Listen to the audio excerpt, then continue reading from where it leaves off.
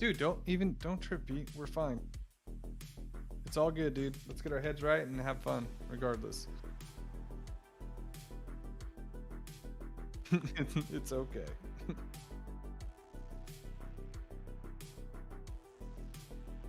Looks good on your stream. I'm looking at it right now from my phone.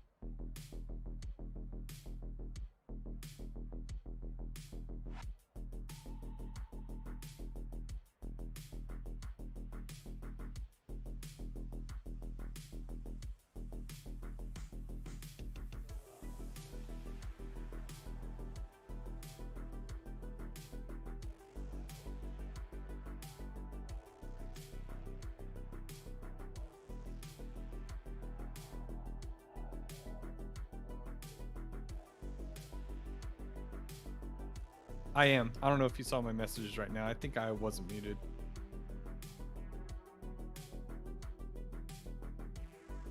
Fine, I'll just be silent here till we're rocking.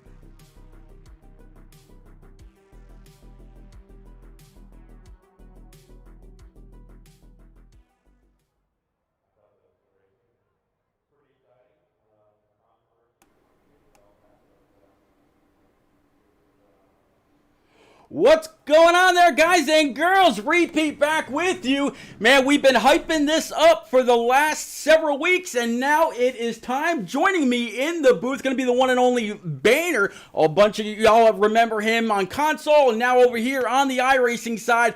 Done a hell of a lot of good over there, doing a whole lot of good over here, taking on a co-leadership role here in the BeWater BeFast iRacing series. And Boehner, buddy, we've been waiting and waiting and waiting for this to kick off. It's now about time. We got this slide going so everybody can see a little bit more about BeWater. Green concepts, $INKW, cases of water we're going to be giving away. There's a whole lot of information that's going to be happening. First off, how you doing? Is your heart pounding as fast as mine is to get this going? Are you ready to go? It is so good to be here. A lot has gone into getting to this point, and I'm just ready to watch the show, man. Ready to see the fruits of the labor. We have a great roster of drivers that I'm so pumped to see out on track tonight. As far as my heart, I think I'm more nervous about this than I am actually getting behind the car. So yeah, this will be an adjustment, but yeah, ready to rock and roll, man. Glad to be here.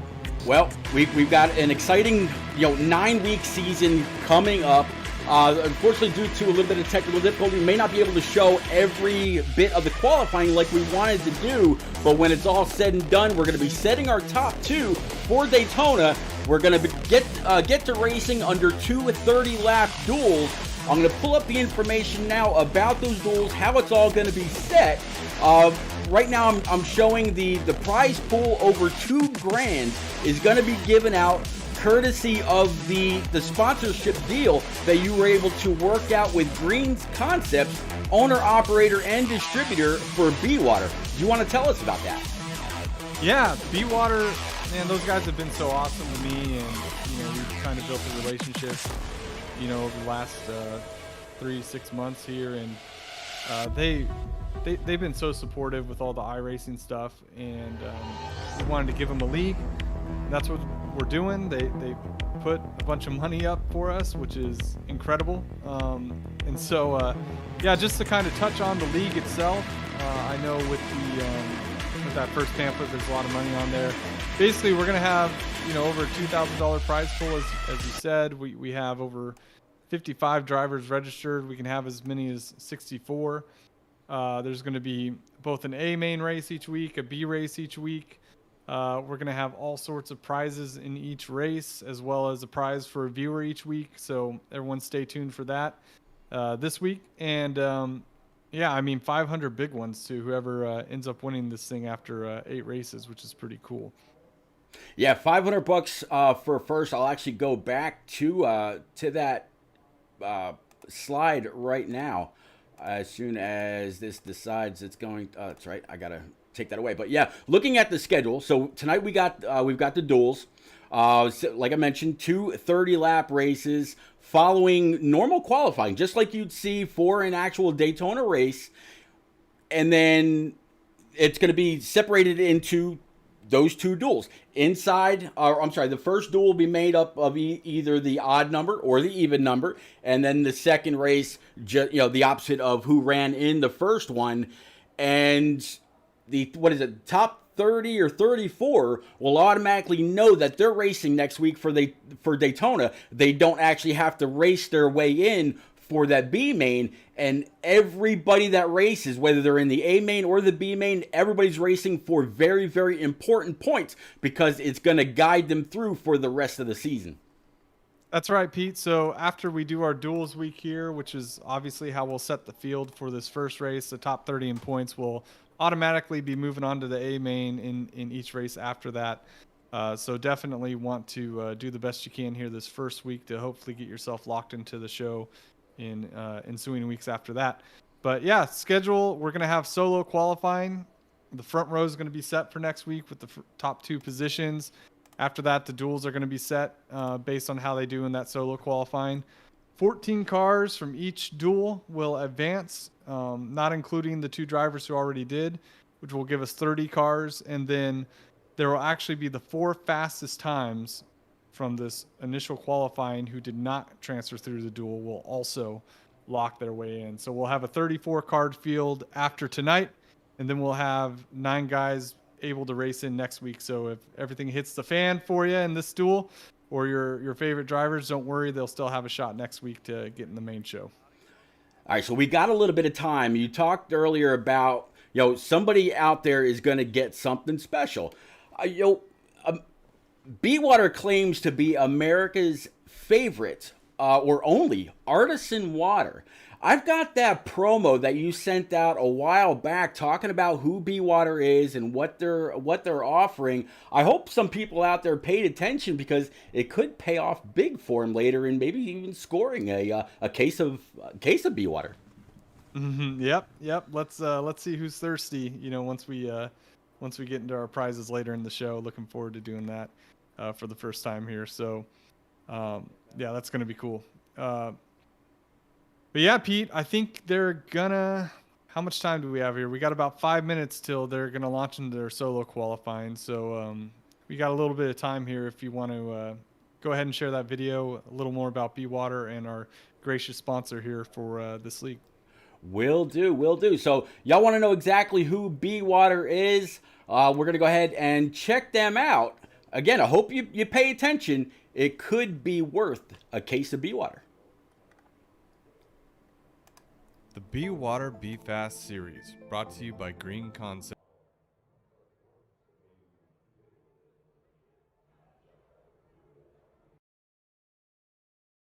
Concepts Inc. Maybe you saw them on the 41 for Dawson Cram Silverado at the end of 2021. Maybe you've seen them at your local Camping World stores. It's possible this is the first time you're hearing about them right now, which would make sense as they've chosen us to be the primary vehicle to spread their message of healthier living. BeWater is sourced from springs located in the Blue Ridge Mountains and bottled at the Green Concepts beverage and bottling plant nestled in the rolling hills of Marion, North Carolina. BeWater is a fresh, artesian spring water that optimizes hydration.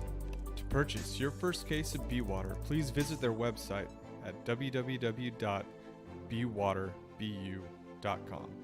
Click on the Purchase tab at the top, and don't forget at checkout to enter your promo code BeFast to receive a $5 discount. Green Concepts Inc. recently went public, which means we have the additional opportunity to help them improve the beverage space with healthier and industry-leading innovation for hydration and health. They're supporting us, so let's support them. Ticker symbol INKW. The BeWater BeFast iRacing Series. BeWater, BeFast, be supportive. Now let's go racing.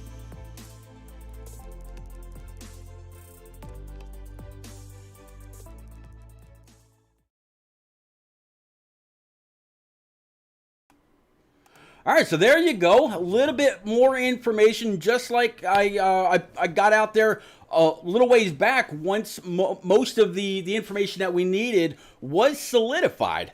And it looks like they've got just about 3 minutes left of qualifying. Now, Jordan, you decided in this practice that they're only going to be able to make single car runs. And that is absolutely very important because you wanted to be able to make sure that when they went out for these single car runs, they weren't going to be caught by a pack, of what could be 50 people coming up behind them and, stealing their thunder, or them getting a draft, or getting a little bit of a push from behind, possibly even getting wrecked or shoved up, I should say, into that outside wall. So the thinking behind this kind of qualifying, is this going to be an every week thing, or is this just a Daytona thing because of the kind of pack racing you see here?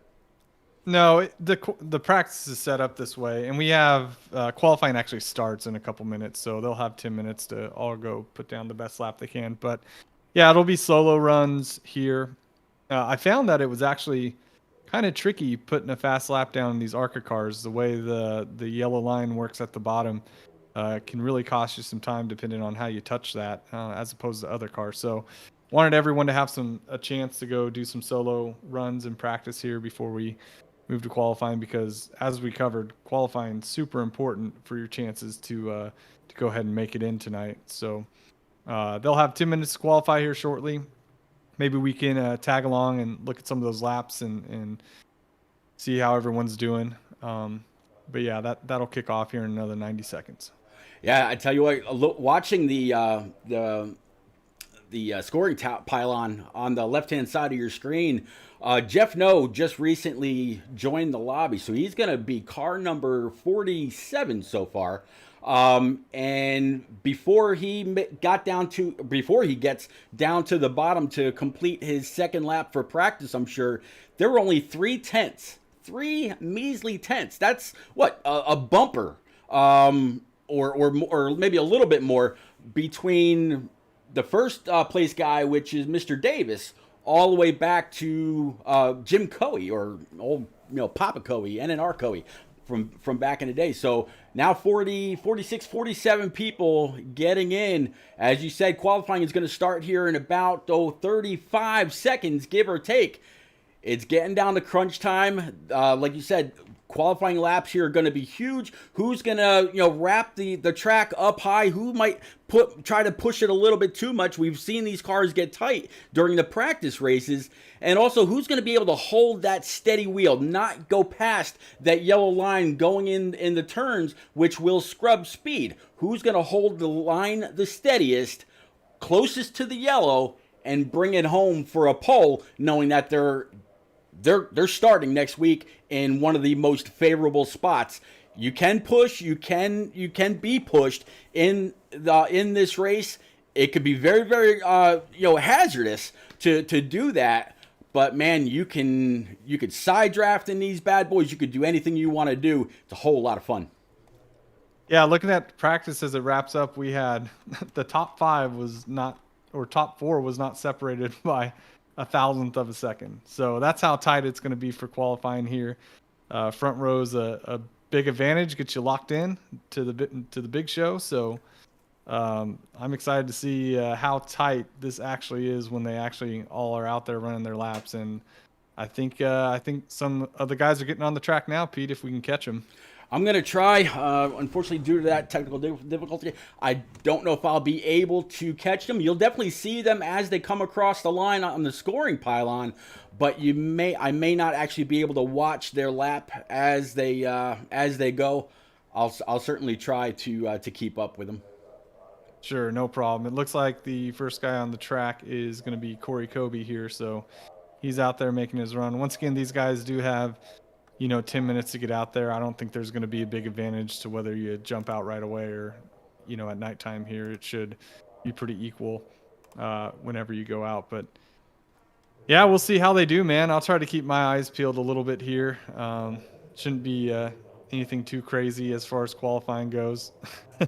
Right. It's yeah. nobody should be wrecking here. So I would certainly hope not. We might see, some people might try to get up to that wall and really try to build up as much momentum as possible coming off. Might see a little bit of scrapage on the right hand sides, but that's, man, when you know everything that's on the line, you got to put that complete A for effort and do what you can do.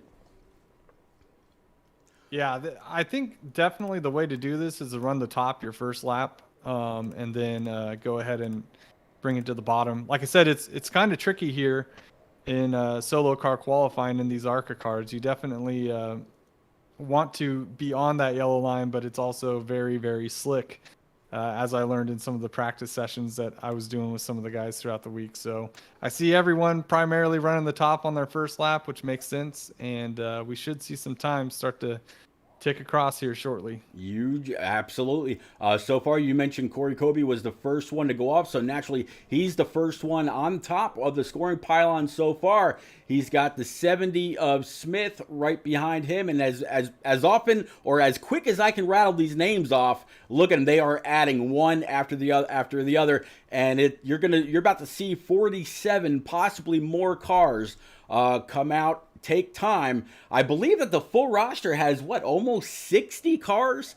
So we're going to see 30 people week in and week out. Daytona's going to be a little special, and then the B main race is going to be where a lot of the magic happens for some of these other guys when it comes to making it into the money. Yeah, there were a few guys, actually more than a few, who couldn't make it for dual night, who will be trying to race their way in next week. So. But I see, yeah, as you said, like 47 guys who are here for tonight. So pretty cool. Everyone's going to be racing for something in each duel, which is should make them fairly exciting, Pete. But yeah, I don't know if you see on your screen what you got so far, but right now it looks like Grant Davis. He's at the top right now, which he was one of those 4 guys who put the fastest lap down in practice too. So I see Davis, Smith, Holt, Arnold, Honeycutt right now is our top 5. You got it. And then followed very, very closely behind by Tyler Dohar, Austin Reedy, Sam Wade, JB Banner, and then Corey Kobe. So Raleigh Grant Davis. So far he's got the fastest time, but old Aaron Smith, it's 1/100th behind him. Back to Braden Holt, that's just about a half a tenth. So looks like Davis and Smith may have a lock. I'm waiting to see exactly, or checking to see how many have not taken time yet. It looks like there's maybe about a dozen to about 15 cars. Yeah. Those times are quick. I think a high 3 was about the best I saw in any of the other practices we did as far as the solo run. So they put down as quick a lap as I've seen this week. So we'll see if it holds. But you still got some fast guys who haven't taken a time. I saw Zader. He was up in the top 5 in practice. He hasn't gone out yet. I know Latham's fast. You got Jua, Ellison, Lehman, LeBlanc. All these guys haven't taken a time yet. Franks hasn't taken a time yet. So Cole Martin hasn't taken a time yet. So there's some guys sandbagging. They wanted to see what everyone else put down first, and they're gonna probably hop out on the track here in the next couple minutes. Yeah, and I know Jose Ruiz. He can hold a very very steady line. Josh Franks. He has come a long way. He's been able to tone down the hard charging aspect of his driving just a little bit. Like you said, Louis Zader, Nate Lehman, Brad Rivers. There's still a lot of very, very fast guys to go. It looks like Mr. Blevins, Corey Blevins, third. Yep, jumped up to P3, Malarkey P4, and Braden Holt, one of the guys that like literally just solidified his spot today, is so far starting in the top 5. Yeah, without making this too complicated for the viewers and for anyone else, but really, if you're in the top 6 here, you're gonna lock your way into the show. You're just not necessarily going to have your starting spot set at that point, since the top 4 fastest times who don't make the duels make it through in the duels will also transfer in. So you really want to be in the top 10 here. That gives you a good shot of making sure you're in the A main. And right now, Davis and Smith, they're holding strong with that front row, Pete. Yeah, so far so good for those two. Definitely some guys out there in chat. Commando Griff, Nate Lehman, he's suggesting maybe some people are out there waiting for the track temperature to drop. That's a very real possibility. As the 10-minute time clock rolls off, now 3 minutes to go. Could be 1 or 2 waiting. Might be just that half a degree or that degree that falls, gets that little extra grip, little extra speed, and he's able to move Davis and Smith aside.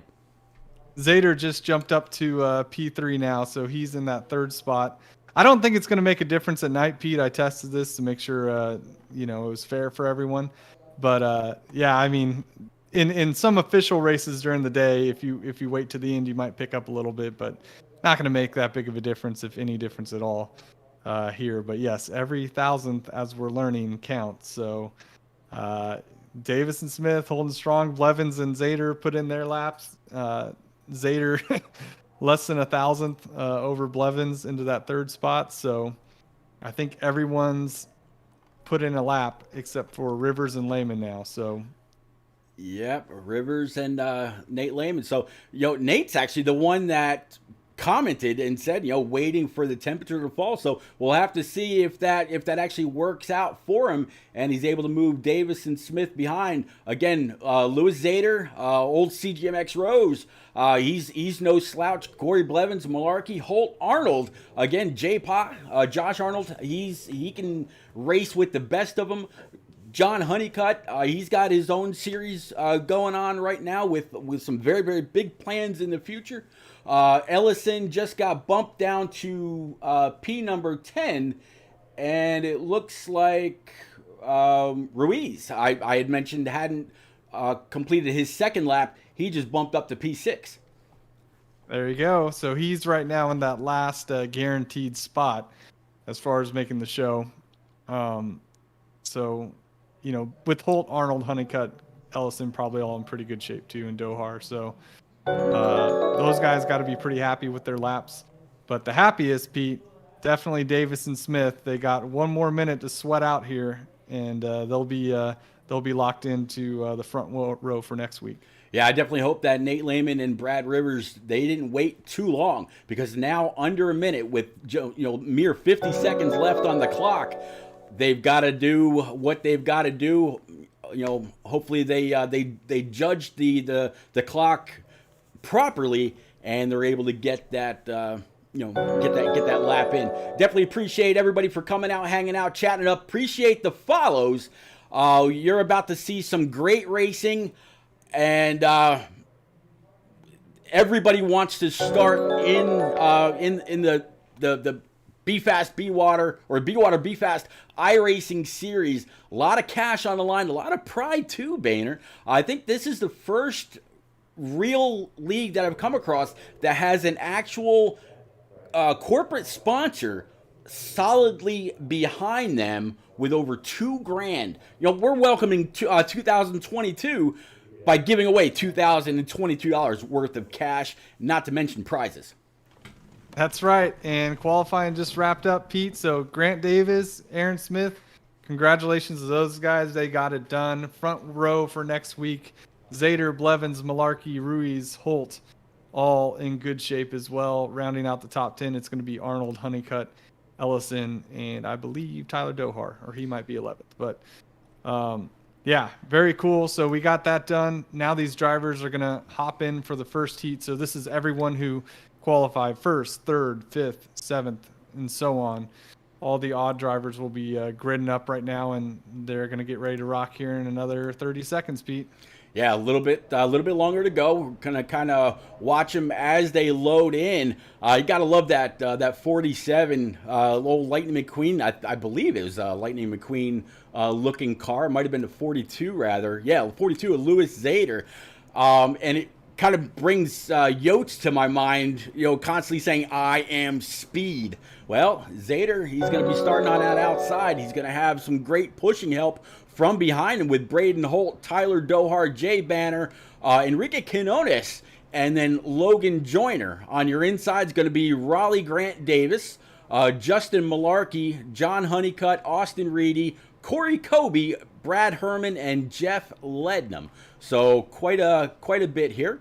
I'm actually going to try to get up with every single driver during the get up to speed lap, just like you see right here with Louis Zader. And let's see if we can actually find out a little bit of information about each and every one of these drivers. Again, Louis Zader with Raleigh Grant Davis to his inside, Justin Malarkey in his number 73. These cars are, man, Banner, these cars look absolutely amazing. Number 54, Millsap Graphics. John Honeycutt rocking his typical number 50. You see him all the way around. Tyler Dohar, he's running a Dodge scheme. How about that? We talked about John Honeycutt. JB Banner in the 05 Twisted T. He actually participated in one of those practices, and I believe you actually commented on this Twisted T car. Looks pretty freaking cool. Corey Kobe in his number 21. He's got some big flames going down the side. Enrique Quinones in his New York Jets, number 9. Logan Joyner, he's going to be starting P11 in his 34 Black Rifle machine. Brad Herman, Home Depot, number 85. Kyle Benson, he's got this number 10. He mentioned earlier, one of the most underrated drivers to ever rock this paint scheme, and I couldn't agree more. Jeff Lednam in his number 37. He's definitely put this number through its paces many times. Nathan Mon in his number 20, another Home Depot machine. Gary Huffins, number 4, Gravedigger machine. Kyle Taub, let me get back to that. Kyle Taub, there he is in that number 16 rather. Sleeps.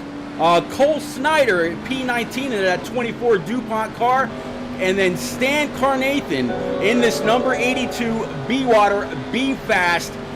Looks like he's going to be rocking a Chevrolet. So we're going to get back up with our leader banner, and that's going to be Raleigh Grant Davis. We're going to get over here, and man, this is just the first of 2 duels. Pace cars pulling off. Everybody's about ready to jump on that loud pedal. Here we go, Banner. And they're green, Pete. We're doing it. We're finally green. All the work. This is it. I can't be any happier. It looks like Grant Davis is going to lead him down here into turn 1. Don't see too much pushing. That's probably pretty smart. So we're going. Keep in mind, we need to make sure we're paying attention to our battle around 15th, Pete, because that's going to be our last turn. Absolutely, yeah. Right now, 15th place, and 14th and 15th right now is Kyle Benson and Gary Huffins. But you know what? Just as it was in qualifying, just as I say that, the positions continue to change.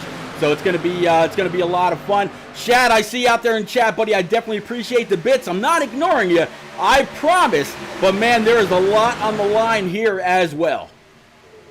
Yeah, I noticed, Pete, that Brad Herman, he already pulled off on the backstretch, dropped to the back. Apparently, he doesn't have a lot of faith that he's going to go green, and so he's just going to try to make sure to keep his car clean and try to charge up there towards the end. a definite possibility. I believe it was maybe Jeff Lednam, or it might have been somebody else during the practice races the other day, realized just how far back you can get and still be able to catch a whiff of the draft.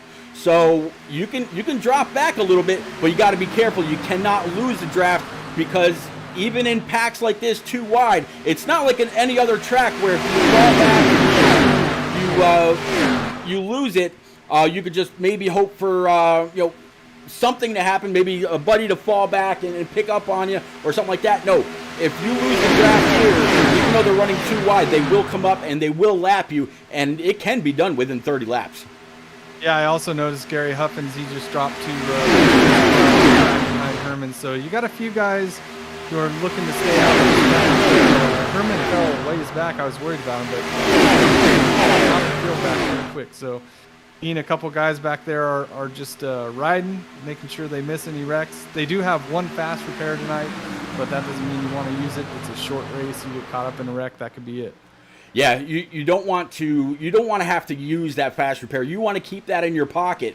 Things always get dicey as the race progresses, as that sense of urgency really sets in. A little bit of back and forth about P5, P6. Couple cars right there, very, very lucky not to make contact. I believe one of them was the number 20, and these guys keep continuing to jog. So far, Boehner, no real line has taken command of this race. They still continue to stay side by side for, well, almost the entire length of the pack. Yeah, Reedy in that 11 Menards car, he made our first 3-wide move on the outside. You can run three wide here. It's pretty safe. Guys are racing around, so he's putting himself comfortably in that 4th car on the outside lane. Once again, it's all about staying in that top 15 when that checker drops. So these guys minding their manners early, though. We're on lap 5. I haven't seen anything too crazy. I think they're all just getting a feel for each other. Great to see as a league admin and Yeah, absolutely. I got to tell you what, Grant Davis, he's been able to hold this. Louis Zader in that Rusty's machine, he was able to pull up and maybe lead a lap, but ended up falling back just a little bit. Now it looks like the 73, he's going to come on up and grab the P1 spot. That's going to be Justin Malarkey, and looks like caution's out. is out. I don't know where or why. It looks like Stan's around. Stan Carnathan. Yep, I'm going to go back and see if I can't pick up on Stan right now. Oh, and Herman is also involved as well. His wheel's towed out, so he's going to have to use that fast repair early. And it looks like Cole Martin got a piece of it too. His wheel's not looking the greatest.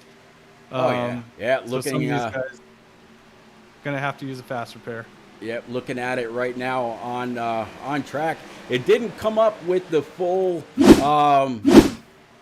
Let's see. We'll pause this right there, and we'll ride it back a little bit with Stan, and see what happened. We're gonna go ahead and switch up some camera angles right quick. We'll go to the chase. There we go. And let's see exactly what happened with Stan. Yeah, they all go back just a little bit. Stan kind of came up, he checked out, and I don't think Chris was ready for Gatling, and then he just kind of got into the back of him, turned him around, and unfortunately those guys behind him weren't able to get by. That's really the worst place to see someone spin in front of you, is going into a corner, either turn 1 or turn 3. It's really hard to avoid that. Absolutely. So now he'll be able to go on down and use his fast repair. Probably doesn't want to, but you know what, Boehner, these cars are actually pretty resilient. They can take a knocking every now and then, and not get too damaged. I'm actually going to take a ride around this number 82, as Hall out there in chat says rip. Maybe not. Let's kind of take a look. Looks like his left front is pretty good. Left rear, not too shabby at all. His right front, Not too bad, and his right rear is pretty good also. So Stan may not be all that bad for the wear. No, and they do have the fast repair. If I was anyone who was involved in that, I'd probably just go ahead and use that. So, you know, hopefully they'll be okay here. But yeah, it's these ARCA cars can definitely, the damage model, you can take a little bit of a bigger lick than you can in some like the Xfinity or the Cup cars, but still, anytime you're plate racing, anytime you're racing, period, damage isn't ideal. So, pretty good first run there, though. It looked like that was just kind of a misjudgment there towards the rear of the field. Those guys weren't even really racing that hard. I think that was just the first time they got in there and things kind of checked up on the bottom. And, you know, anytime there's that accordion, the further back you go, the more likely there's going to be contact, and that's what we saw there. How about this? Number 73, Malarkey. He's from Wilkes-Barre, Scranton, Pennsylvania, home of the Penguins and the New York Yankees AAA team. I actually used to live in or right around the Wilkes-Barre area, right outside in Glen Lyon, on the opposite side of like Nanticoke and a couple other small towns. I actually worked at the Mohegan Sun Casino in security back in the day. So good to see Justin Malarkey up here. He's gonna lead a couple laps, albeit under caution. He's in a good spot to be the control car for when we go back green, though. That's right. They're doubling up now, Pete. So they got one to go. We're gonna be restarting here on lap 9. So they're gonna have about 21 laps to decide this. Some of these guys gotta burn through their fast repair, so they're going to have to be extra careful. I'm worried for Herman, Pete. You know, he's at the back and he's used his fast repair. We'll see what he can do, though. He's a great driver. We'll see if he can somehow figure out a way to get up there and transfer in next week. Yeah, I agree. Right now, I'll actually switch it on over to the car that is in P14. It's going to be Corey Cody in that number 21. So I definitely wish a whole lot of luck to Corey. And hope that he can, you know, bring it on home somehow.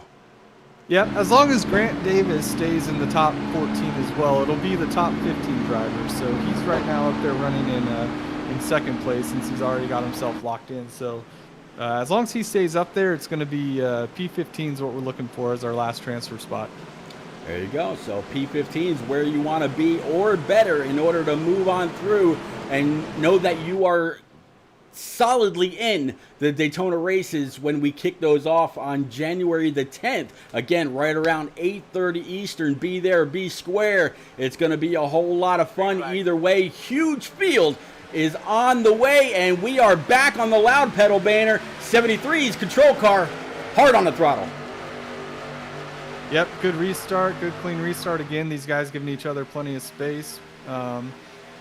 And I believe everyone did use their fast repair there who needed to, because I see everyone coming up to speed. So we got Malarkey leading them into 2 here, and Grant Davis getting a run with Honeycutt. That big run on the outside, like you said, by Grant Davis.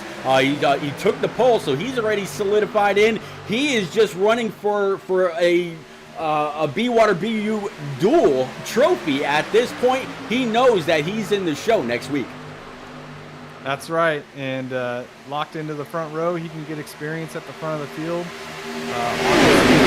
His very first race, even if it's a duel, would be pretty cool.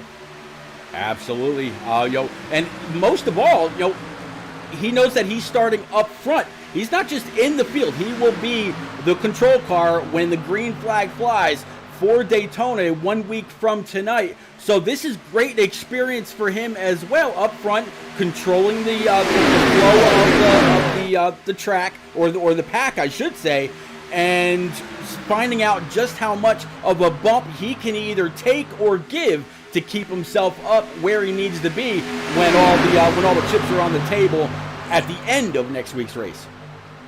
Yes, sir. And now we got Honeycutt with Dohar behind him as well on the top side. So they're working on getting that line organized, see if they can't get a run, get by Malarkey, and maybe drop to the bottom as they come through the tri-oval here, Pete. Really tight on that bottom line, trying to push each other.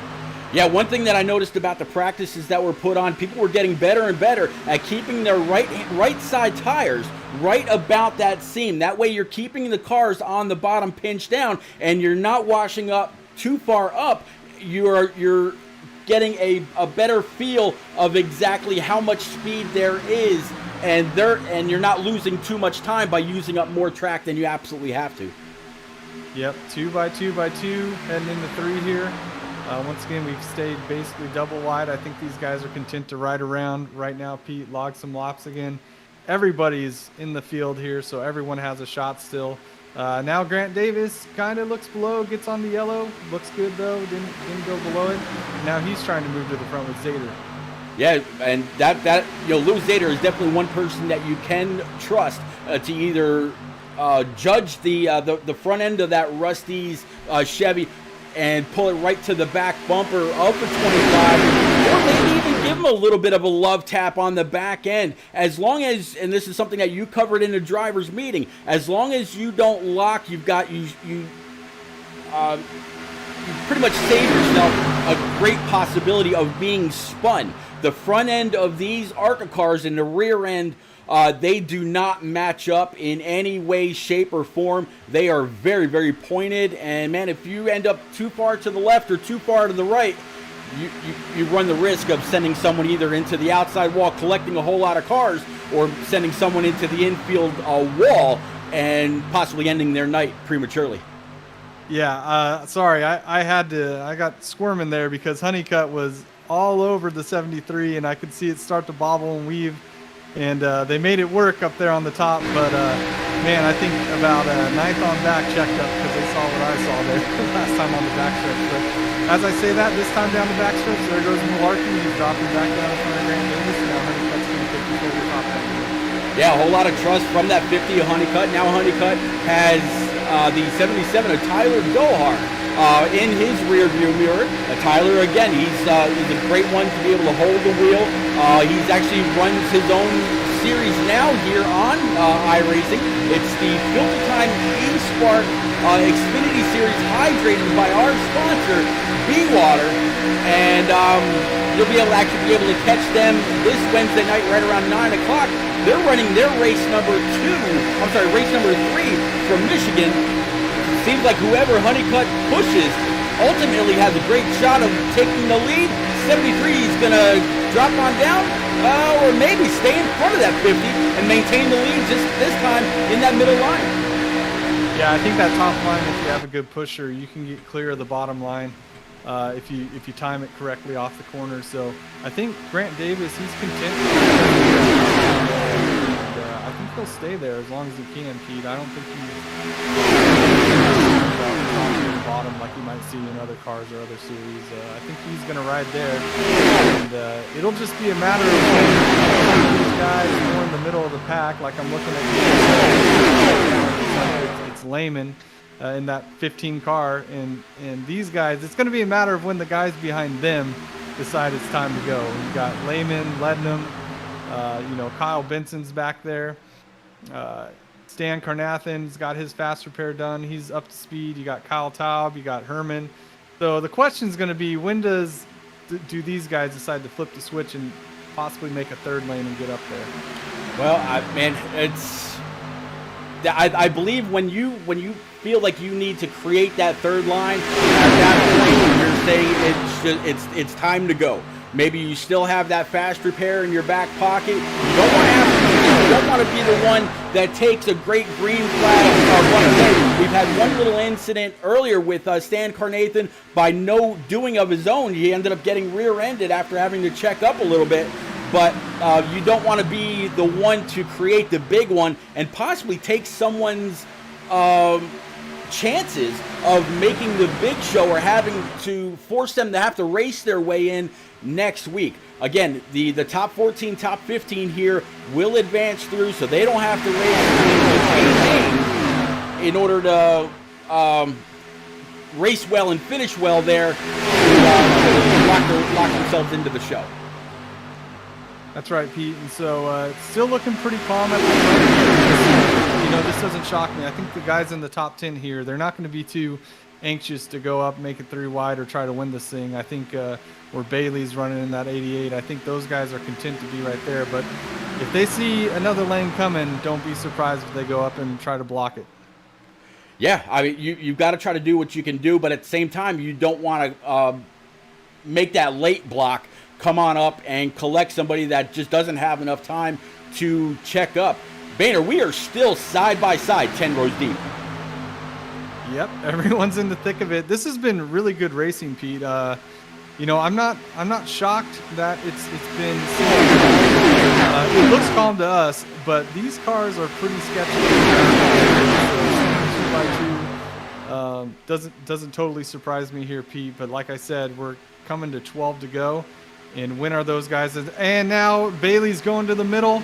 You can see him. I believe that's Holt. He's going under there, so he's in the middle with Reedy.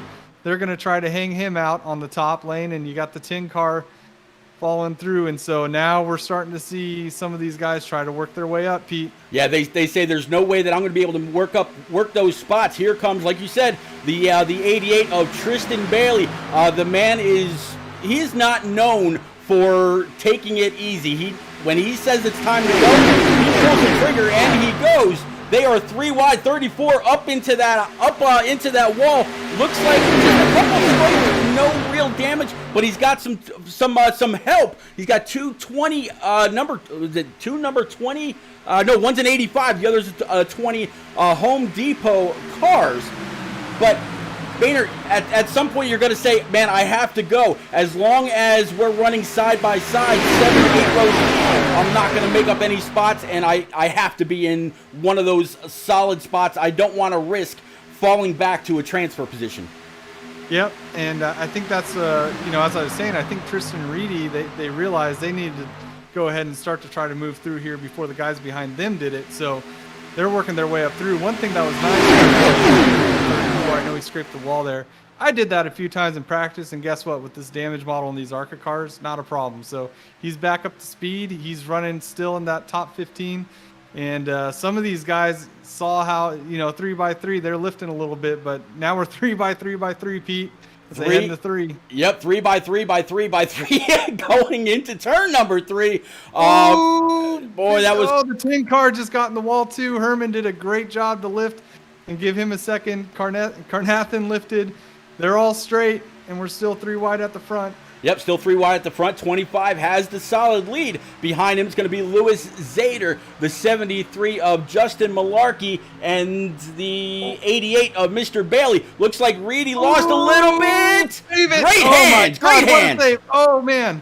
He's stuck in the wall, though. That's not good. No. Nope. He needs to get out of that wall and get back in the draft somewhere. I have a feeling, you know, Reedy was blinking a little bit earlier. I wonder if he blinked and ended up in the outside wall, and that actually allowed the 77 to drive through the left-hand side of his car. I didn't see the 77 lose any kind of time whatsoever. So good job by them for, you know, maintaining control of the car. Yeah, Reedy lost, but you know what? The entire back half of the field is not lost. Yeah, that was a great job to keep it in the wall. He might be... no, he's coming onto pit road. He's going to use that fast repair right now. So, unfortunately, Reedy, he's going to need a caution here. Something tells me he's going to fix the car. He's going to be the only car lap down if he does go a lap down. So, he's not out of it yet. But they've gone back to 2x2 there. I think they all saw how sketchy that got, and they're all just thankful they're still out there. Yeah, everybody else got that message except for the 88 and the 10. 34 is now stuck in the middle. John Honeycutt in that 50, right behind the 73 of Justin Malarkey. They're going to be three wide for about P number 3 going into the first part of the trial. Man, that would have been too close to call if that was the end. Yeah, nope, they're going to be 3 wide at the front now. Pete also on the top. He jumped up in front of Tristan Bailey. Saw him coming. Man, you can see these guys. Ooh, and Honeycutt's in the wall. Is he going to keep it up there? He does for now. Man, these guys are doing a great job of not coming back across the field. Now we're going to have to see if Honeycutt can work his way back up. Hopefully he didn't get a ton of damage. He's still moving. He's at the tail end of the field. He still has the draft, so he's going to have a shot to work his way up. But Yep. some of these guys on the top are just getting bit by this wall, Pete. Yep, absolutely. And going back through the field right now, P14, P15 are Stan Carnathan and Corey Kobe. So Stan ended up with a little bit of an issue. Alpha York put it out there in chat saying that Stan did not have to use his fast repair. Again, a great example of just how solid these ARCA cars are. And I don't know if you planned or if you thought about how sturdy these cars are when you put together the Daytona race or which car was going to race at which track. But I don't think you could have picked this any better, between you and your admin, Stan Carnathan and Michael York. Yeah, no, we definitely considered that. I mean, we knew these ARCA cars were fun and you can bang them up a little bit. But here we go. We got the outside line going again. I think that's Kyle Benson in the 10 car. The 15 just had to drop to the rear because he was blinking a little bit there. But at the front of the field, you got the top, looks like 13 here all on top of each other, Pete. Absolutely. 10 car Kyle Benson pulling up on the high side, has Tristan Bailey all over his back bumper. Then you see the 85 of Brad Herman. They're 3x3, 3 rows deep. 3x3 Grant Davis. You can see he gets the advantage on the bottom through the corner, but Bailey's right there on his corner with, sorry, I forgot, Malarkey behind him. And then Zader just jumped up in front of Benson. That's going to give Malarkey the whole shot through the middle here. He's going to get a nice draft and a nice push from Joyner behind him. And now they're going to edge in front here heading into 3. Yep, 73 pulled up a little bit, grabbed a little bit of a tug on that left front of the 42. Now you see the 73 shoot ahead, 42 fall back just a little bit.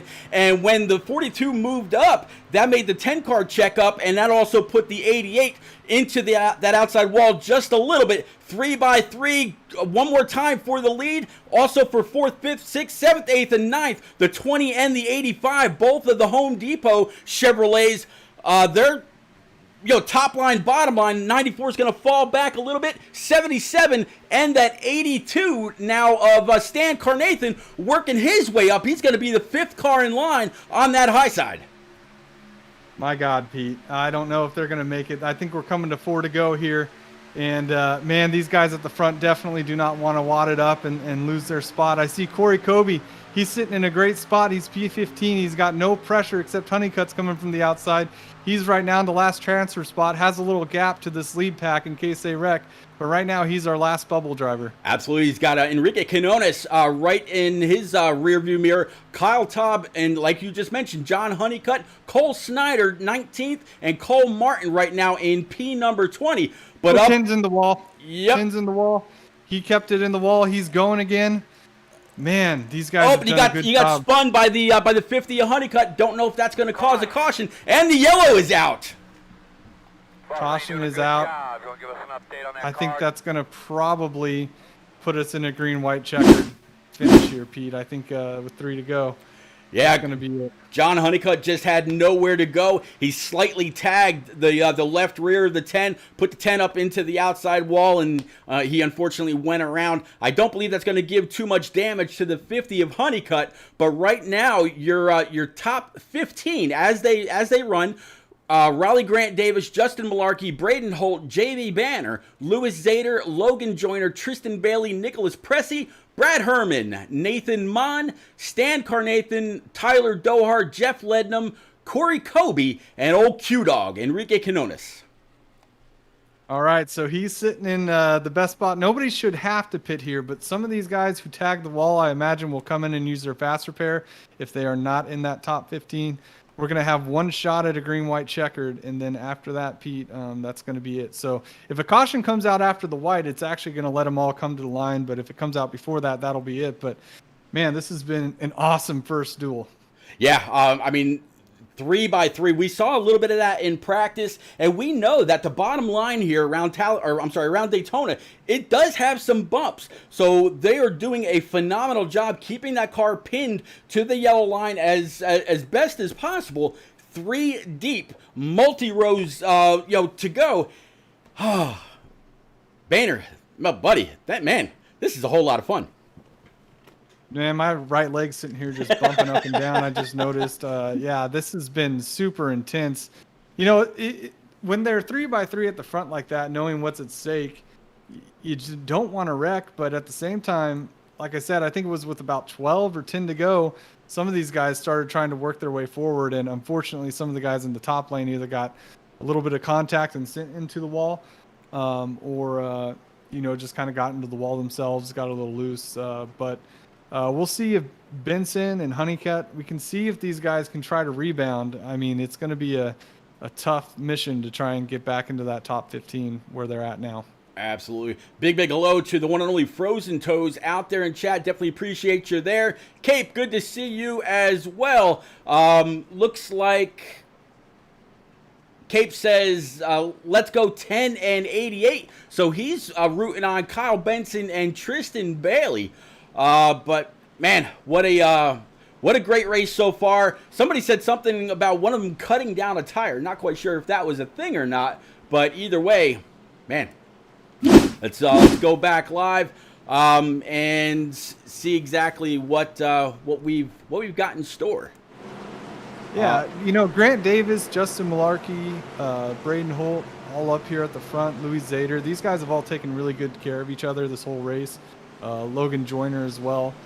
You got Banner up there in the top 6. I have a feeling these guys are going to be content to just kind of get a good restart and help each other along here and ensure that they transfer in. It's going to be, I'm looking at Tristan Bailey's already shown that he's not afraid to go 3 wide, and Tristan Bailey, you got Nicholas Pressey, you got Brad Herman, Nathan Mon. These guys aren't comfortable. They're in the top 10, but once again, if a line gets going on the outside, they could easily fall back a few spots. So Dohar right now, he's in the 12th position. You got Jeff Lednam in the 13th position.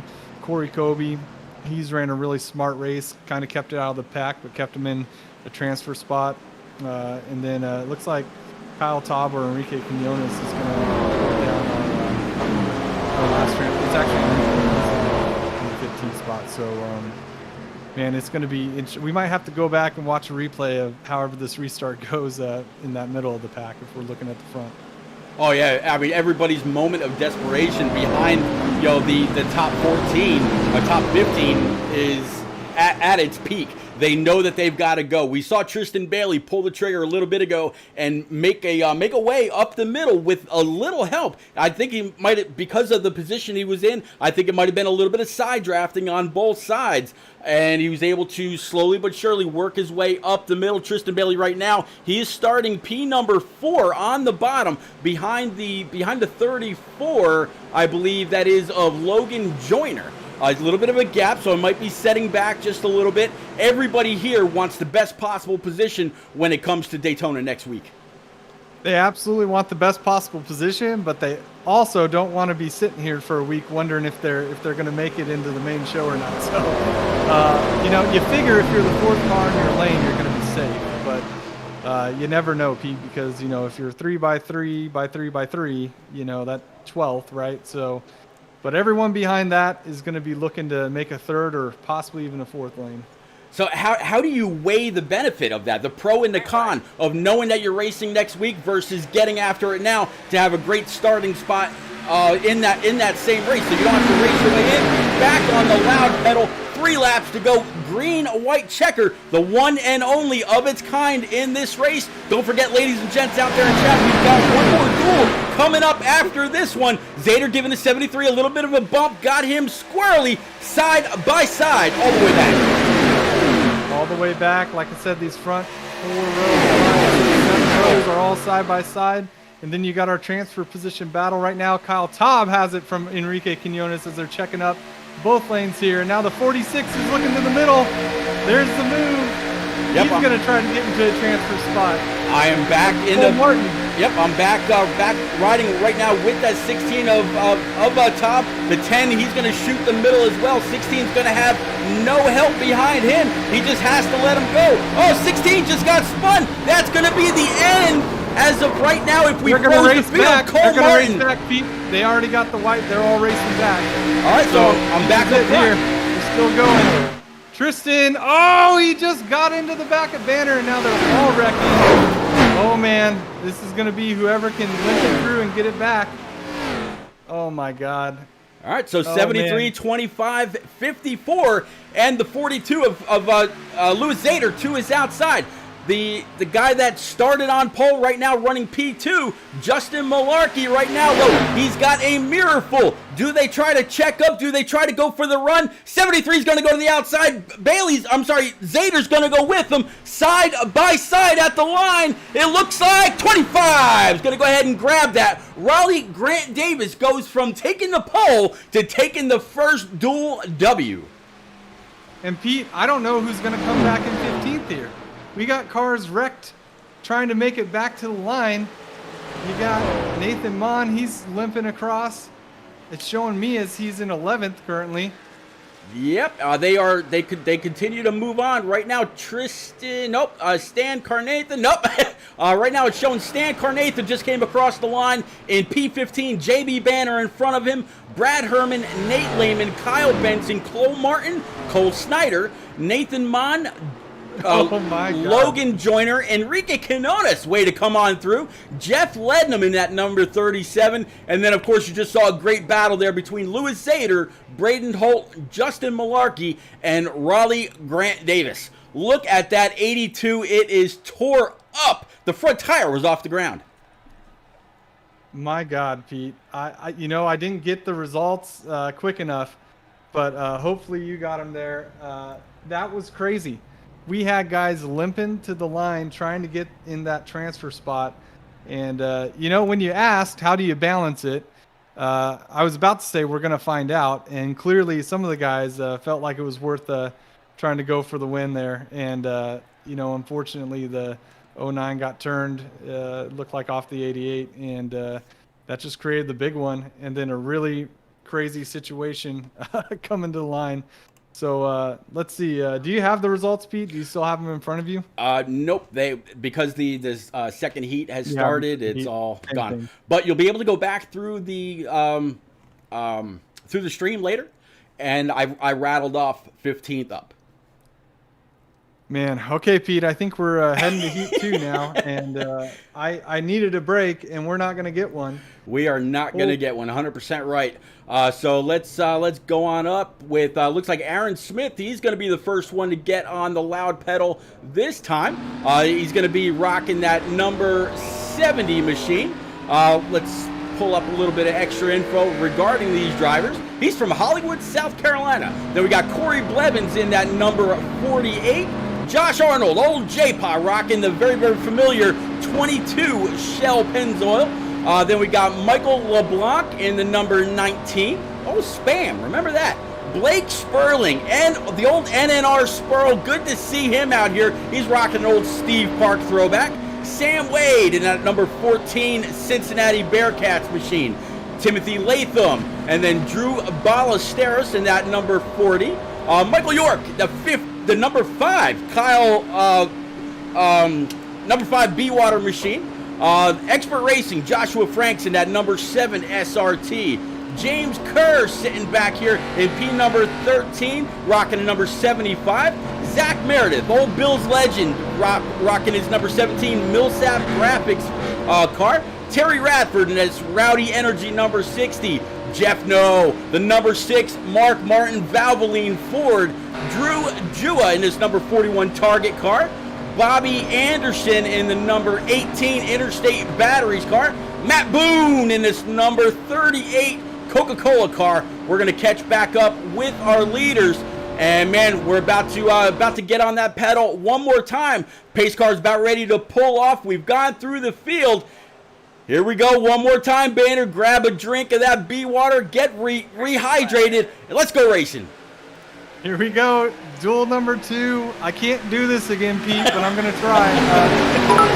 They're green. We'll see if Aaron Smith can do what Grant Davis did there and see if he can't bring home a win and a front row starting spot. That would be absolutely interesting to see. You know, Bader, talking about needing something to drink. You know, we're not getting a break between these heats. You said something earlier about some water. Yeah, so here's the deal. The first person in chat who can tell us what the difference between an artesian spring water is and all the other ones out there, you're going to get a free case of water. get on it as soon as we see it. Whoever does it first, we're sending you a free case of BeWater. There you go. So be the first person in chat to tell us what the difference is between a case of water that you buy off the Walmart shelf and artesian water that Green Concepts is very well known for. BeWater. Who actually gets this right, Pete? Who does it quickest? So try to monitor that. But we got side-by-side racing, and it's Josh Arnold who's made his way up to the front here to challenge. Looks like Corey Blevins. Yep, Corey Blevins on the inside. Now Josh Arnold to the outside. Mike LeBlanc right now running P3. And Aaron Smith back to P4 in that number 70. 23 on the inside is going to be my buddy Jose Ruiz with old Mr. Spurl in that Pennzoil on that outside. Now the third car in line on that high line. And there's the 7 of Josh Franks in P7. That's right, Pete. So they're pretty spaced out here. I don't see anyone lagging off like we did in the first one. Certainly Coey, he's back. So I think we're going to see some guys charging on the top side here. So and actually I see Aaron Smith, our pole sitter or our second place, one of our front row starters, he's dropping to the rear here. Yeah, he's dropping back. He's dropping way back. He is absolutely going to lose the draft. Maybe he thinks that something will come up later and a caution will come out. Maybe he just didn't like what he saw. But yeah, that's a little too far back for me. I think he's kicking it old school and pretending that this isn't a virtual race car, and so he's just going to take care of this virtual race car and make sure he doesn't wreck it in the duels here. Well, one of the people that we were waiting to see what would happen, the 22 of Josh Arnold, J-Pa, he's now leading with the 19 of Michael LeBlanc in P2. Spurl dropping to the outside with Josh Franks. Now, Josh doing it the right way. He came on up. He gave that one car just a little bit of a tap. Shot him very, very close to the outside of the 19 and then backed off. They're in a good spot. We got a little bit of a gap back to the 5 of Mike York, and the 48 has a little bit of room between himself and the 23. They're pretty well formed up all the way around. Yeah, looking at how much room these guys are giving each other, I guarantee they all watched that first duel because this is a little more space than I remember, which is a good thing. Once again, the cool thing about these ARCA cars, as long as you're in this pack, you're going to have a shot to make a lane and get up there at the end, or at least into a transfer spot. So everyone minding their P's and Q's here early. Boehner, I got to ask you, back in your NNR days, you had a great competitor in the one and only Aviator. The man just chimed in with an answer. You tell me right, wrong, or indifferent. Underground water gets forced to the surface by pressure in underground rocks, being the difference between an artisan water and your regular store-bought water that gives you nothing. Aviator, I got you a case of BeWater, brother. That's exactly right. I'm not sure if his friend Google helped him out, but yeah, definitely that's exactly correct. So yeah, he free case of BeWater coming your way, man. So fortunately, I know how to get a hold of you. So we'll get that sent out to you, buddy. There you go. Tell you, he's not going to college for nothing. When he's flying high in the sky in those Navy jets in the future, he's going to remember. He's going to reach over in that cockpit, very much like these race cars, and he'll be hydrated all the way to wherever he's got to get to. Aviator, buddy, good to see you out there. Congratulations. Either reach out to Boehner or Boehner will reach out to you. You can send me a whisper, however you want to do it. But man, congratulations. Pretty cool. And then we had some 3-wide action up front here that we kind of missed as we were giving away our prize. But looks like, LeBlanc, he's moved up there. He's still got Franks behind him. Blevins and Arnold are working together very well with Ruiz on the bottom and Ellison. I think I see someone who just kind of pulled out there. I think that's Kerr. I don't know if he pulled out to let some guys by or... and now we have Franks going to the middle 3-wide. He's going to the front. Wow, I didn't see where he got that run from. I don't know if he got a good pull off the 21, was able to shoot to the outside and was able to complete the pass on the 19, or maybe the 19 scrubbed the wall and didn't see it, but Great job by the 7, and now Sperling, he's got a little bit of a pull from that 7 as well. That's going to help him propel himself to the front. Look at old Josh Franks moving on up now to the outside of the 23 of Jose Ruiz. I was about to say, the only bummer about that is he lost all his help on the top, but now you see the 1 car got right back to him, and I see the 41, and I can't tell who that is coming through on the top there as well, but we got a little line. That's the 99 car. Yep. Help me out, Pete. I'm learning who all these guys are at this moment. That's going to be the 99 of Andrew Wisdom. Andrew Wisdom, there you go. I've heard good things about him. I heard he's quite fast, so looking forward to seeing him at all these tracks as well. Yo, just like you said in the drivers meeting, everybody is here, not 100% by chance. Some people, weren't able to work their way into this series. We've seen the first race go almost caution-free, and so far these guys have doubled that. So we're seeing all this happen at a restrictor plate 2 and 3 wide. We're going to see a whole lot more in these next 8 weeks. This is only the duels. Imagine what it's going to be like for Daytona, and then Atlanta, and Michigan, Auto Club, the Glen in the next-gen cars. I mean, there's going to be a whole lot of great competition all season long. Yep, and now we got Spurl. He's looking to the outside of Franks, and Franks gives him room wisely. And now he has Ellison. It looks like he's going to duck to the center line here. I think some of these guys probably saw some of the cars on the outside get in trouble. Ellison wasn't ready to go up there and push the 1 car even though he had a run. So now he's going to be hung out on the top here heading into turn 1. Yeah, great job by Spurl to keep it pinned between the 41, now the 99, and the wall. He's going to have the 0 coming up his backside here pretty quick. That's going to be Timothy Latham back side by side. Everybody's still chasing down the 22 of Josh Arnold. Yep, Latham also a great driver. I tell you what, Blevins and Arnold have really got control of this race, and they are not surrendering control at all. Blevins is doing a great job of staying really tucked up behind Arnold. We saw in that first duel that a lot of times the outside lane could get a good enough run to go ahead and clear the leader and drop down in front of him. But Blevins is not just keeping him out front, keeping himself in a safe spot here. Yeah, really nobody has been able to pull up to the outside of the 48 and the 22 and be able to complete the pass or even just stay right there with him. The 7, he had a great run. Now he's got some help from the 27 of Gabriel Ellison and a whole train behind him. Now the 7, he's going to make a liar out of him. He's going to pull up door to door with Mr. Blevins. And now the 27 gives that SRT Mopar Dodge looking car one more little shot. No, it is actually a Charger. How about that? He's going to give him one more shot. Pulled to the left rear of the 48. A little bit of side draft. But there goes the 7 one more time. He's going up too high, going through the trial and going through the corners. He needs to keep those right tires right about where that seam is and not lose too much track time. He's going way too high up there, Boehner. Yeah, part of it is Blevins. I mean, Blevins is doing a great job right on Arnold's bumper, once they kind of get off the corner, and he's making it very difficult. If unless Franks is going to get a shot from the 41, I don't think, or whoever's behind him, I don't think he's going to be able to get up there and clear him the way Blevins is protecting Arnold right now. Yeah, I mean, Blevins is making sure that he is in the best possible spot, and it could be for what we saw at the end of duel number 1, where we saw the guy come up and pass the leader coming to the line, very much like a Kevin Harvick and Mark Martin back in the day at this very track.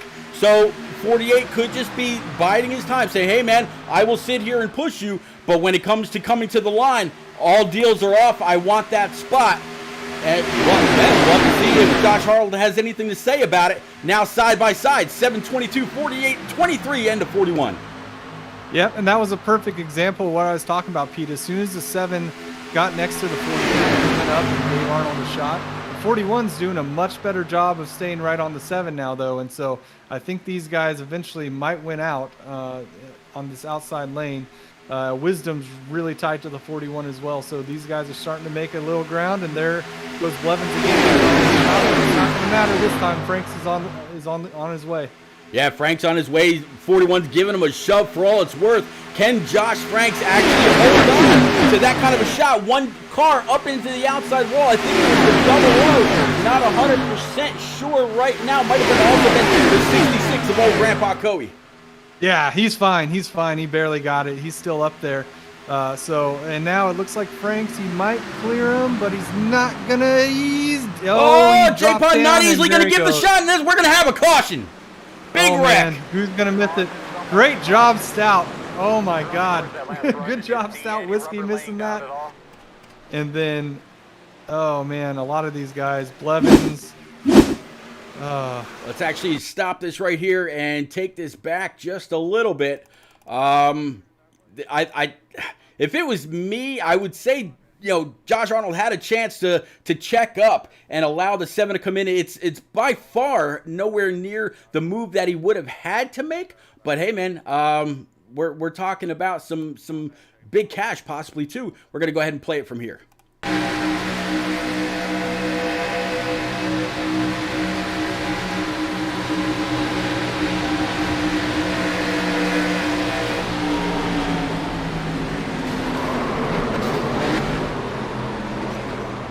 All right, so you see that that number 0 Ray's energy machine. He definitely got tagged from the back. Don't think he had too much damage in the front, but very, very unfortunate. Let's go back with Mike York.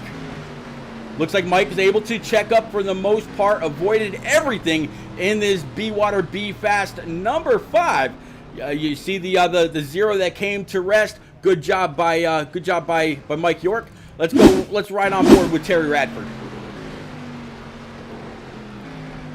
Terry also able to woe it down. You hear him going through the gears. Good save by him. And let's see, how about Corey Burns? Corey already, unfortunately, up high. Wheels all completely knocked out. See the 7 right in front of the Pennzoil number 1 of Mr. Sperling. Very unfortunate for a lot of these guys. A lot of tore up race cars. We're going to bring it back live, and we're going to see a lot of people go down pit road. We got a little time here, Pete. If it's not too much trouble, try to hop on board that 6 car and watch the move he made to get through this. I can't tell you how hard it is to get the car turned left and do what he did without getting drilled by someone else. So see if you can hop on there and catch with that 6 or 60 car, whatever car Stout's driving. Jeff, okay, yep, we can definitely do that. Yeah. Absolutely. We'll go ahead and I saw it live. Yep. Let's go ahead and ride it back with Mr. No.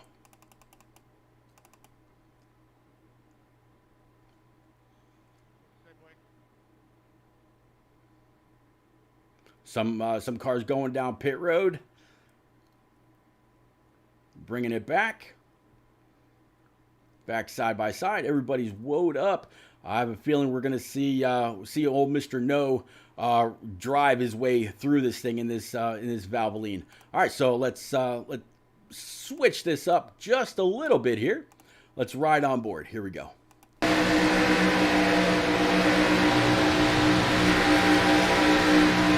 Says Eagle 1 on the back. I have a feeling he's going to have eagle eyes.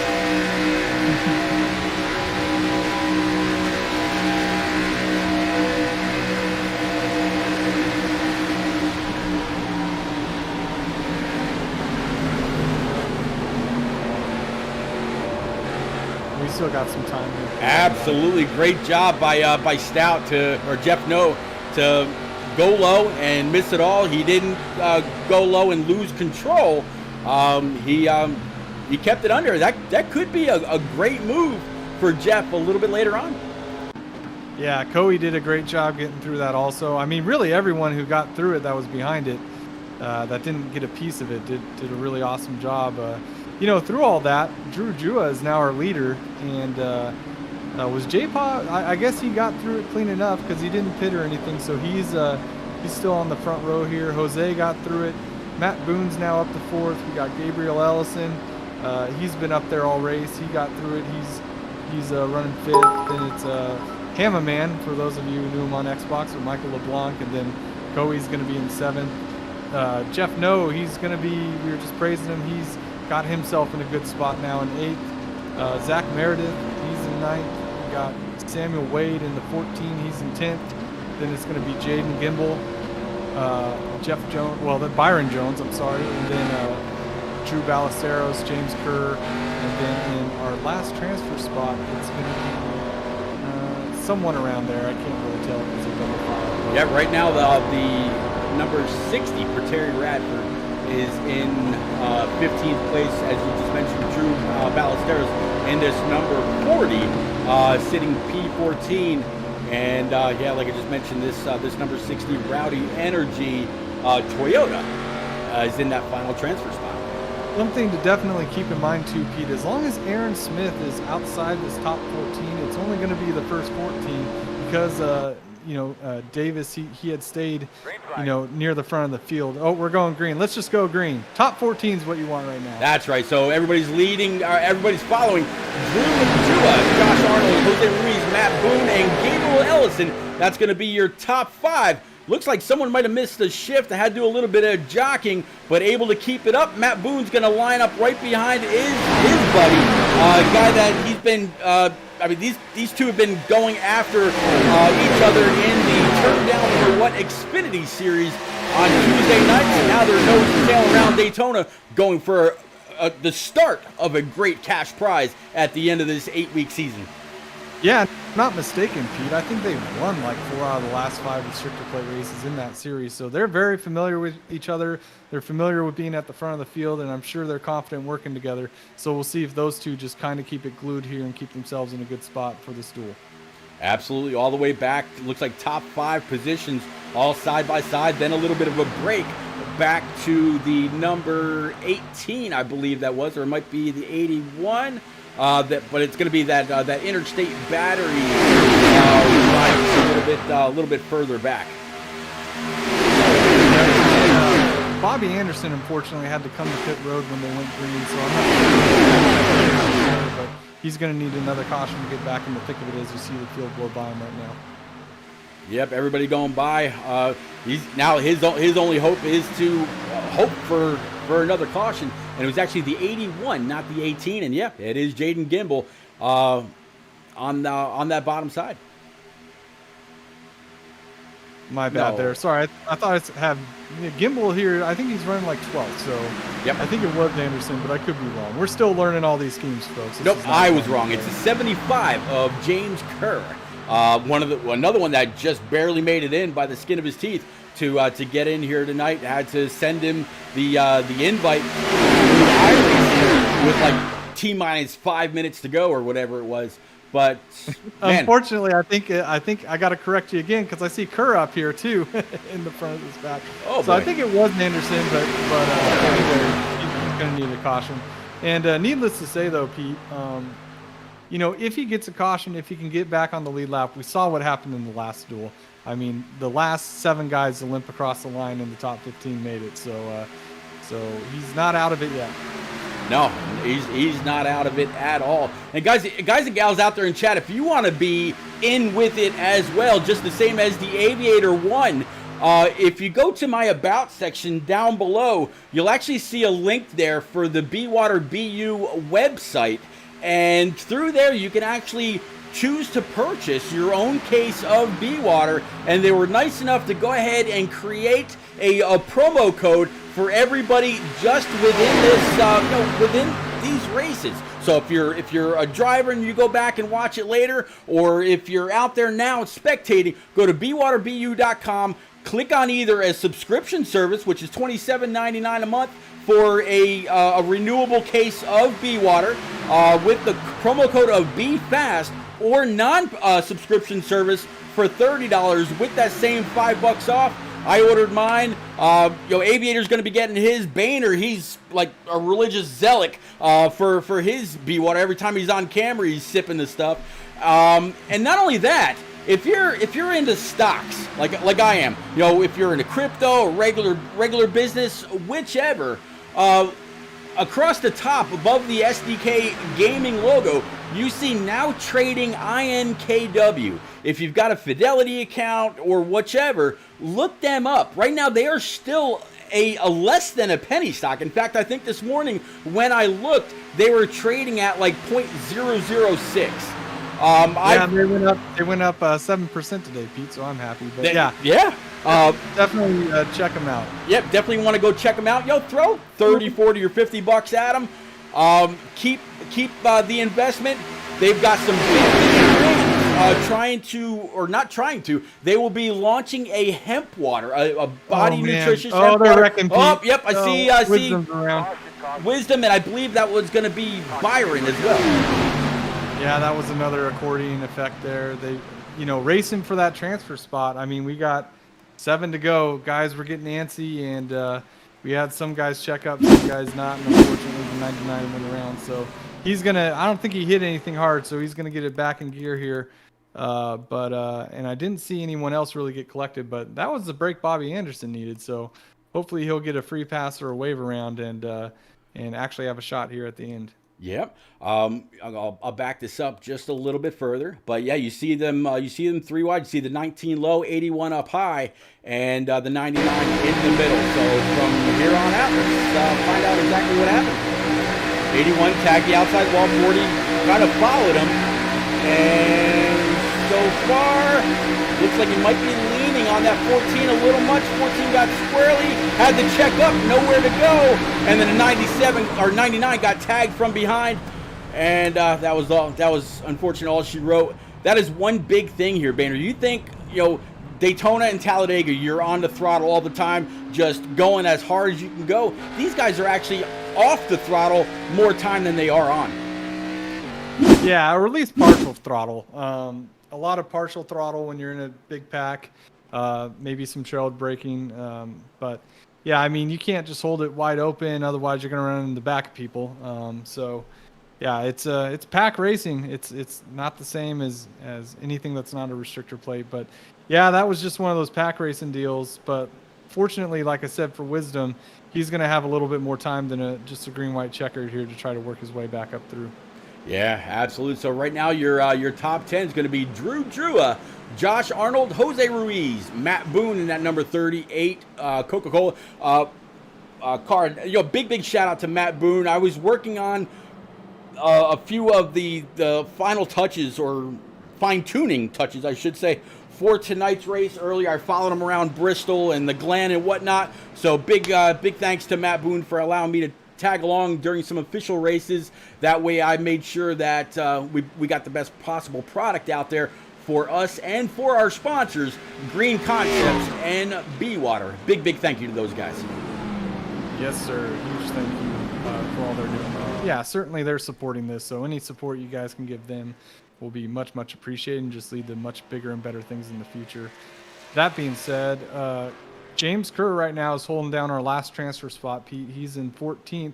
He has Joshua Franks, who's worked his way back into the transfer position after the incident, and then Drew Ballesteros in the 40 car. Those guys are all kind of on your fringe inside. Behind him, Corey Blevins is trying to work his way back up. He's in 15th. Terry Radford's 2 spots out in 16th. And then Timothy Latham is 3 spots out in the 18th position. Yeah, Timothy Latham, unfortunately, he was very much involved in that first caution. This now caution number 2 of the night. And you know what? 30 laps around Daytona, we've seen far more cautions in some league races and some official lobbies here on iRacing, even just some test practice, some test races. So great job by everybody on a whole lot of heads up driving, paying attention to their track awareness, doing everything that they possibly can to put on one hell of a show, and they have done an amazing job.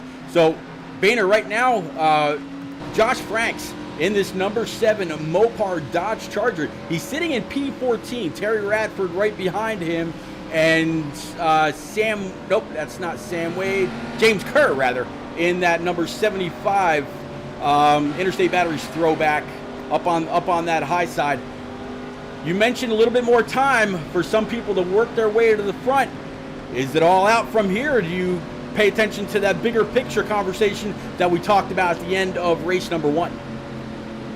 I think these guys are going to go.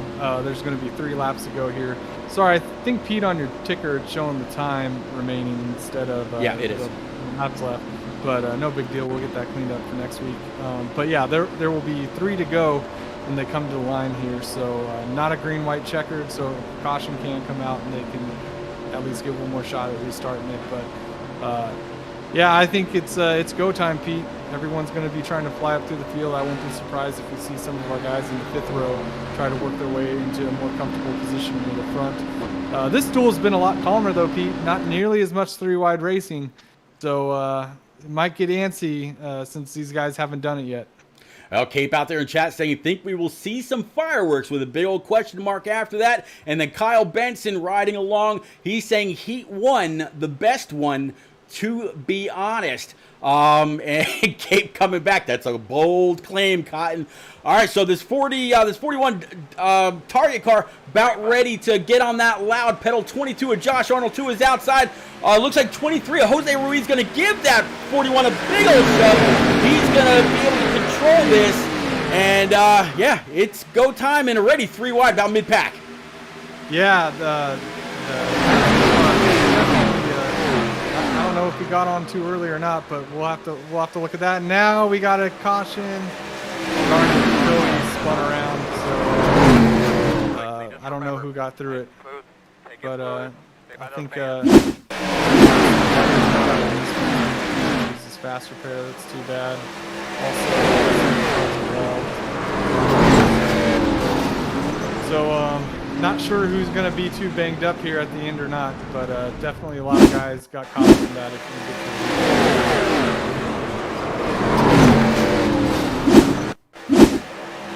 Yeah, definitely quite a bit of carnage. Unfortunately, Coey, he sent out a tweet earlier that he's dedicated every single one of his schemes, his ARCA car for Daytona, his Xfinity, his Cup, his Xfinity, his truck, and his next gen car, all towards a buddy that he lost that he worked with, I should say, over at Rico. So very, very unfortunate for Coey, but man, Coey normally has some speed. He just needs to find that right spot and get, or that right spot to put that car in and go for the ride, whether it's here in these closing green, white checker laps in the duel or next week at Daytona, whether he's got to race his way in or not. Yeah, absolutely. I mean, he was in position, he was in a good spot there. Unfortunately, he got kind of put, 3 wide there, and just he got tagged in the rear after that. Really, I mean, he was doing a good job holding his own. He just got turned, and I mean, everyone's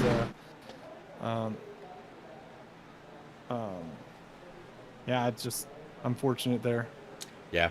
I mean, we saw the 7 moving up through the pack. We saw quite a few people, but the guy that you mentioned earlier about getting through that caution in an amazing fashion. It's not easy when you've got guys to your left, guys to your right, cars spinning, smokes filling the air, and you've got to make those last minute decisions to go right, left, or go straight, or sometimes even just stab the brakes and steer, as long as you can keep it from spinning out. But Jeff No right now up to P number 7, Jaden Gimbel, Mike LeBlanc, Drew Ballesteros, Sam Wade, Timothy Latham, Byron Jones, who went for a spin earlier, and Andrew Wisdom. That's going to round out your top 14. So it's about to get interesting in the back. Does somebody get shoved up? Does somebody get shoved down? Somebody maybe go below the yellow line? You don't want to see it because that would result in a penalty. This is going to be an interesting 3 laps. Yeah, the 19 did get a penalty there for jumping the restart. He went to the outside, but he just kind of lagged back and took a shot at it, and unfortunately that's not going to work. So good learning lesson for him. Hopefully he can rebound. It's better to get the penalty now than it is after the race. So absolutely. So Drew Jua, this number 41 target Dodge, does he have a big old target on his back other than his paint scheme? I mean, he's got Jose Ruiz, which, Nicholas Broman, HD Motorsports used to call Jose one of the cleanest racers over on the console side, and he does a phenomenal job of being very, very steady all race long in the different series and leagues that he runs in. He's always consistent there when it matters. and he's showing to do it again. Josh Arnold, he's been, he's shown to be aggressive at times, and other times he'll lay back. He'll give you that spot. He'll let you go if he thinks you're wearing out your stuff at another track. Daytona, not so much. That might have been why he didn't check up when the 7 came across his nose. And then, of course, Matt Boone rounding out P number 5. Yeah, there was a. They're getting ready to double up here.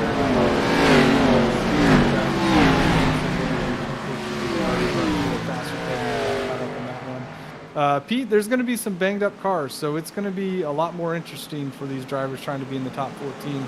Right now, it looks like. Right now it is showing Brad Rivers in 14th spot, up a total of 10 positions since it all started. So I was curious why Brad Rivers didn't qualify. I don't believe he took a qualifying lap in the beginning. Man, this could be why. Yeah, well, he's stayed out of trouble. Now he's in position for this last restart. Once again, if the caution comes out before the white, the race will be over. If the white flag flies, they're going to all have to race it back, try to limp it back to the line like our first duel. But yeah, I mean, good job real quick here. We got Drew Jua, Gabe Ellison, Arnold, Ruiz, Boone, Meredith, Jeff Noe, Gimbal. Who's in that 40 car? I'm sorry? Ballesteros, yep. Samuel Wade, all these guys in the top 10. So they're in position, but it's going to be top 14 as long as our second place driver doesn't get up there. All right, riding along right now with Brad Rivers in the back. Pace car pulled off. Everybody's about ready to get going. He's got this number 69, 600 straight. Oh, Kellogg's throwback to Texas Terry. He's got the 99 right underneath him. That's going to be Andrew Wisdom. Can he hold the spot? Everybody's checking up on the high side. He's right behind the 8 car of Byron Jones. Jones decided he's going to go ahead and actually run my number. That's pretty cool. Here comes the 48 underneath the 69, 60 as well of Terry Radford. And looks like the 48 is going to try to take this 3 wide between the 1 of Sperling and the 8 car of Byron. Who's going to transfer through? Yep, he's going to try to go through the middle. Ooh, the 1 got the 99 very sideways there. They're right on the transfer position. The 99 was able to save it. He's going to try to get back after it. And at the front, they're still 2 by 2. Like I said, now we got the 81 jumping out, taking a look. I think these guys are going to take it. Here comes the 8, and they're 4 wide through the trioval. That's not going to work. And now they're wrecking, and the caution was out. So that's going to be it, Pete. So we're going to have to see how it lines them up after the wreck there. Yep, and it looks like I'm riding on board right now with the 23 of Jose Ruiz, and it looks like Jose's actually going to be your winner of duel number 2. Wow. So it's going to be Jose Gabriel Ellison. Well, as soon as iRacing settles them out, I'll go from first back to 14th rather. Jose Ruiz, Gabriel Ellison, Drew Jua, Josh Arnold, Zach Meredith, Matt Boone, Terry Radford, James Kerr, Corey Blevins, Jeff No. They're still kind of settling out just a little bit. Blake Sperling, Jaden Gimbal, Drew Ballesteros, and Timothy Latham. Yeah, well, let's see, Pete. Actually, we're probably going to want to wait till they cross the line here. Yep. Because I have a feeling some of these guys are going to be told to go around or go, you know what I mean? So I don't really know how they finished yet. So they're all getting organized here. They're all getting their spots back based on when the caution came out, depending on how much they were involved in the wreck. So yeah, pace cars actually picked them up. Yeah. Oh yeah, they're gonna have to finish this out under caution, and I don't know how they're gonna end up being lined up here. So unfortunately, well, the good thing is this is out of the officials' hands. So it's however iRacing puts them is how it's gonna finish them basically. But we got to hold our breath here. I really don't know how this is going to end up. Man, both duels to finish. We still have no idea who's going to actually transfer. Yeah, that 14th spot keeps moving just a little bit. I'm staying and okay. So I'm going to assume, okay, Jaden Gimbel was in the 14th spot when just was as I got back to him. Nathan Mon, Nathan Lehman, Tyler Dohar, Drew Ballesteros. Nope, that's not it. Because I'm seeing people that were in the first heat. So it looks like that's gonna be that. Yeah, I mean, we can see if we can get some of these guys in the booth, Pete, for some interviews. Yeah, absolutely. If we want to go to break real quick and come back here in about 5. Yeah, sure, not a problem. All right, guys and gals, yeah, we'll be right back after this this cool down period, and wrap this up. But we definitely saw some great racing over these last 60 laps. Qualifying was amazing. Sorry, due to some technical difficulties, wasn't able to cover it car by car, but all the same, we saw some great racing. Be right back.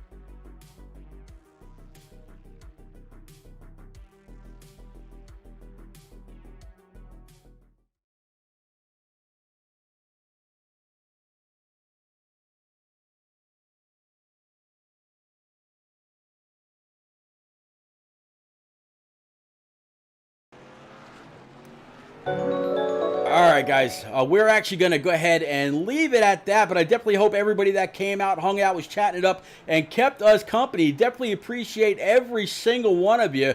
We had a whole lot of fun, and we're looking forward to a whole lot more fun next week when we line everybody up, get set with the B race. Man, Boehner, we saw some phenomenal racing tonight, sir. Yeah, that was so much fun. And we still don't really know what the result was of the second duel. So be looking for that on Twitter. We'll go back and review everything. But Pete, I appreciate you, man. Thanks for doing this. And it was a lot of fun up here. And I'm really looking forward to next week. Yeah, next week, the official race. We know that Mr. Raleigh won. Let me see, where is he at? He started from the pole and ended up actually winning the race. Raleigh Grant Davis. So we know that where he's starting. He also knows where he's starting. A lot of these other people, though, not so much. We'll have to go back through and get it done. It was just confirmed that Jose 720 or Jose Ruiz did win the second race. So we know who our two winners are. But Boehner, man, thank you very much for tapping me on the shoulder to come on out and stream these. Next week, barring any technical difficulties, it will kick off without any kind of issues. I look forward to it, sir. Yep. Thank you, man. Thank you, everyone, for tuning in. And thanks to BeWater and all our sponsors. Appreciate you all. Absolutely. One more time, go on over to BeWaterBU.com and order your case of America's Artisan Water. Again, BeFast as a promo, take $5 off whether you choose the subscription service or just a one-time purchase. Grab yourself a case. We'll see you on the other side next Monday night. You're not going to want to miss Daytona. If you like what you saw tonight, you're not going to want to miss next week. And we'll see you again this Wednesday with the Filter Time eSpark Xfinity Series, hydrated by the same BeWater, right around 9 o'clock Eastern, right here. We'll see you then, guys. Take care.